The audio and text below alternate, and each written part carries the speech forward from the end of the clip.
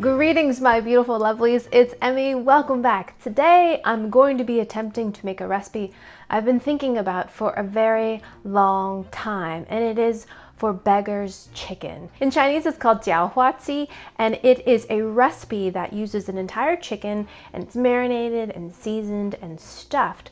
It's wrapped in lotus leaves, then wrapped in clay and baked. When it's completely done, you take a hammer and you crack the clay and you eat the perfectly cooked chicken inside. So the legend of this recipe is that a beggar stole a chicken and in his haste threw the stolen chicken into the mud to hide it. But then he didn't have a means to cook it. So then he took the mud-enrobed chicken and threw it into the fire, baked it all up.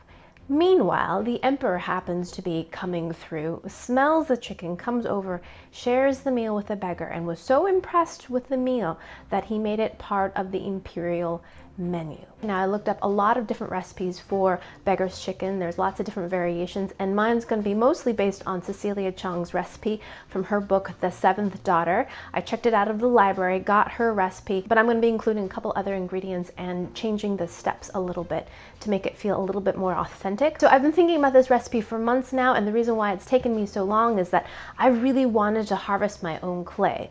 So if you missed my dorodango video where I took a piece of clay that we foraged nearby and rolled it into a ball and polished it until it was this beautiful shiny marble-like sphere, you should definitely check that video out. I'll put the link above and down below. Well, in that video, when my family and I went to forage clay, I collected some extra clay for this specific recipe.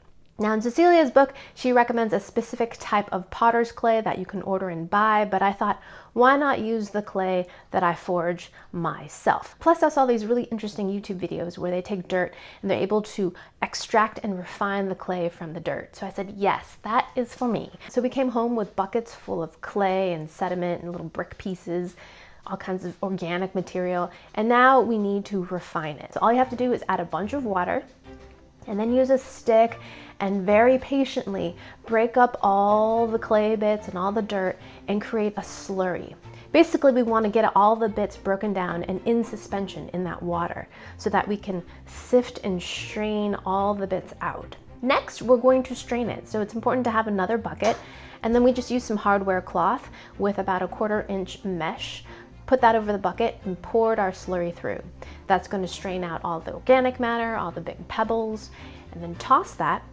Stir your slurry again, add a little bit more water, and strain it again. Then you're going to switch over to some screening. I just used some aluminum window screening. The, of course, mesh size is much smaller, and again, we're going to pour our slurry through it. So do this a few times, and now you've got clay water. So now we have to remove all of that water, so we're left with nice, wet, soft clay. So what I did was I took an old cotton sheet and I draped it inside a 5-gallon bucket. Make sure you have a lot of it overhanging the bucket. Then I poured the clay slurry into the sheet. Then I gathered the edges, and then now I have a big bag of clay water. And then I used a zip tie to kind of hold everything together. And then I suspended this whole sack of slurry water and let it sit in the garage for a few days. So you're gonna take the clay bag down and then open it up and then scrape all the clay together. Now, my clay had really solidified. It got into this really hard mass, and so I had to spend some time re-kneading everything together. Just kept kneading it and kneading it. It was a lot of work. But it was something that I've always wanted to do. And now, this is the result. This is probably, I don't know, 10, 13 pounds of clay that came right out of the ground. So I ripped off a piece of that sheeting, and then I wrapped the clay in it, and then I put it into a Ziploc bag to retain the moisture. It's like a baby or something. And here is my beautiful clay. Isn't it great? Oh, I love it. So here it is. Here is the beautiful homemade clay that we made. So stinking cool. This was a really fun process, a lot of work, but I totally recommend it if you've got some time, or if you've got some rugrats that are interested in digging and playing with mud. Cecilia calls for a 2.5-pound chicken. I couldn't find one that small, so I have a 3.5-pound chicken, and I'm gonna adjust the cooking times accordingly because this is a bigger bird. So in a large container, I used a big pot. You can take 1 gallon of cold water and add 1 cup of salt. Then we're gonna take our chicken and place it into the salt watery brine, and we're gonna let that soak for 3 hours. So here is my chicken, and we're gonna take it out of its salty bath. And then using some paper towels, I'm gonna dry it off. Now it is important when you're working with raw meat, particularly poultry, that we wash our hands between every step to avoid cross-contamination. Now we're ready to make our marinade. 1 teaspoon of 5-spice powder, 2 teaspoons of sesame oil. Oh, it smells so good already. 2 teaspoons of sugar, 2 teaspoons of oyster sauce. Oyster sauce is a bit like ketchup. Oops. It's kind of tricky to get out. 1 tablespoon of soy sauce, 2 tablespoons of water, 1 tablespoon of mushroom sauce, 1/2 tablespoon of dark soy sauce, and 1 tablespoon of Shaoxing wine. Whoa, I think that was a little bit more than a tablespoon. Now whisk that all together. Now we're gonna marinate our chicken. And make sure we get the inside cavity marinated as well. Alrighty, so now we're ready to prepare the stuffing. We're gonna take 1 can of water chestnuts, and these have been sliced. 1/2 cup of sliced bamboo shoots. 1 bunch of green onions that have been cut on the bias. About 1.5 2-inch pieces. 5 slices of peeled ginger. 1 ounce of Virginia ham that has been sliced. And then we're gonna add about 11 small shiitake mushrooms that have been soaked in hot water for about 15 or 20 minutes until they're nice and soft. Also, you wanna trim the stems because they tend to be a little bit woody. This is beautiful. So now we're gonna take the chicken and fill the cavity here with our vegetable mixture. And the recipe says to pack this in tightly.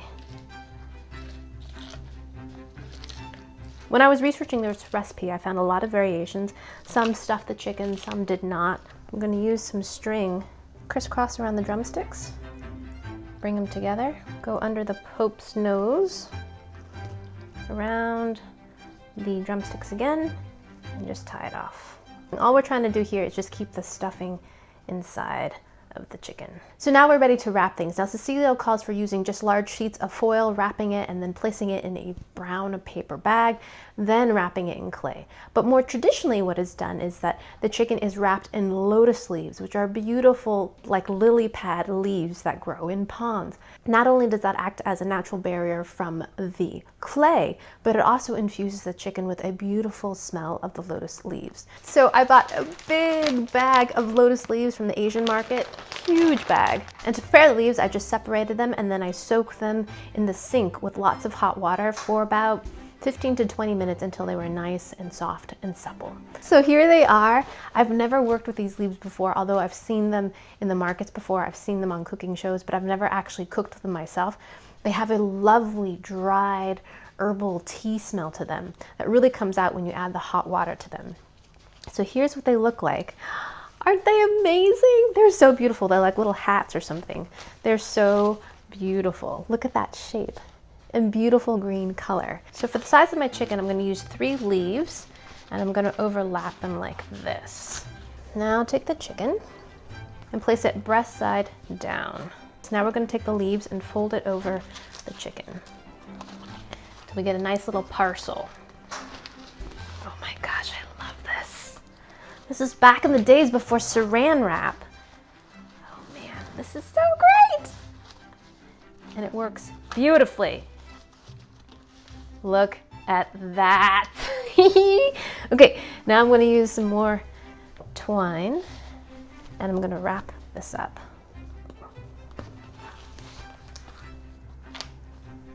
There is my cute little truss chicken right there. Now we're going to wrap it in some newspaper and that's going to shield it from the clay. Wrap up our chicken. Cute little parcel right there. So now we're going to take our clay and cover the chicken.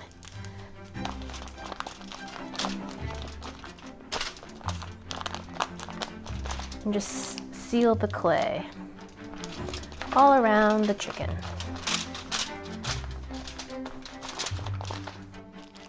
So much fun! I love this!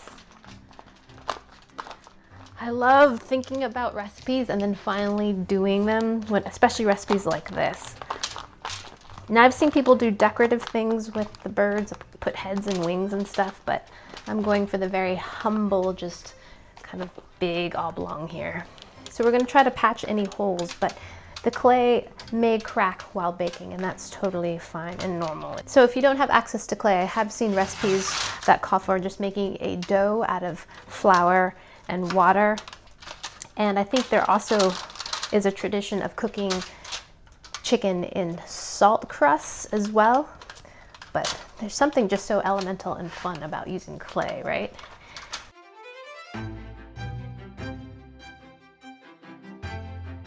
Alrighty, so here is my very heavy clay wrapped chicken. Now I'm gonna place this in a very hot oven, 450 degrees for 1 hour. That will help to set the clay crust. And then I'm gonna reduce the temperature to 350 and then cook it for an additional 2 hours. And then we will take a hammer to this and eat the contents. I can't wait! Yay, okay, let's get this into the oven. Alrighty, my beautiful lovelies, I'm back. It has been 3 hours and here is my beautiful chicken. I'm so happy about this. The clay is nice and hard. I did get one little crack right in the front here, but besides that, it seemed to come through the baking process without any major difficulties.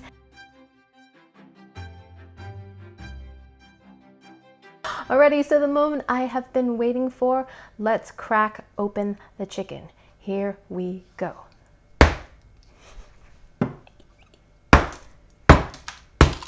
Oh, it's so satisfying. I can immediately see the steam escaping. Alrighty, let's excavate this. Oh, I love this. Peel back the newspaper.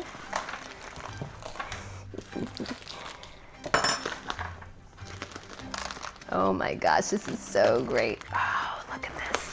Reveal the lotus leaves. Okay. Cut the twine. Oh, it smells so good. You can smell that 5 spice. Alrighty, here we go.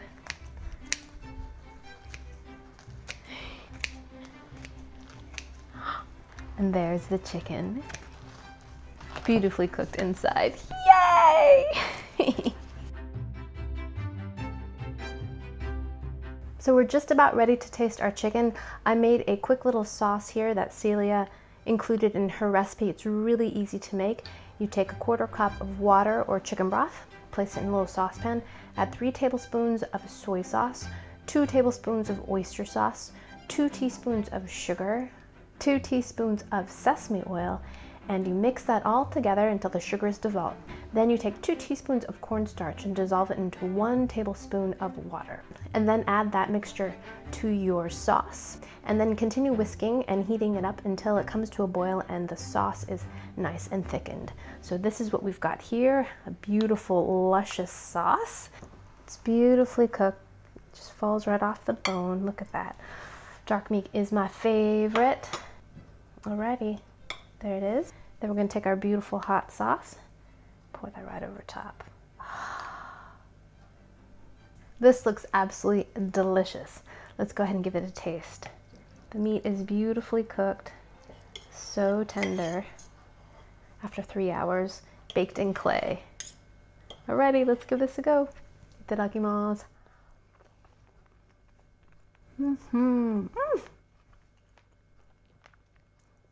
So tender. And then we have the lovely sesame soy sauce that we just poured right on top that echoes the flavors in the marinade.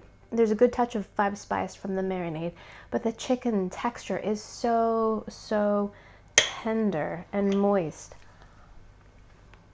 I'm gonna taste a little bit of the breast meat and see how the brining did for that. Let's give that a taste.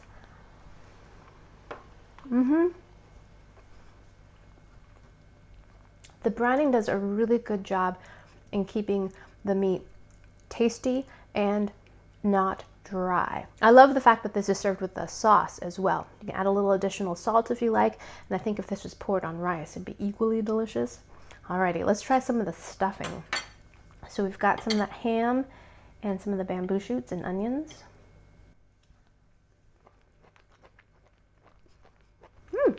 The ham has dried out a little bit because it's been cooking inside of the chicken, but it has a really nice smoky flavor. And again, you've got that 5-spice marinade. Let's try a mushroom. I love these mushrooms. So flavorful. Really great, intense shiitake mushroom flavor. And you've got some of that ginger from that stuffing. Delicious, delicious. Now I'm gonna have a crunchy water chestnut.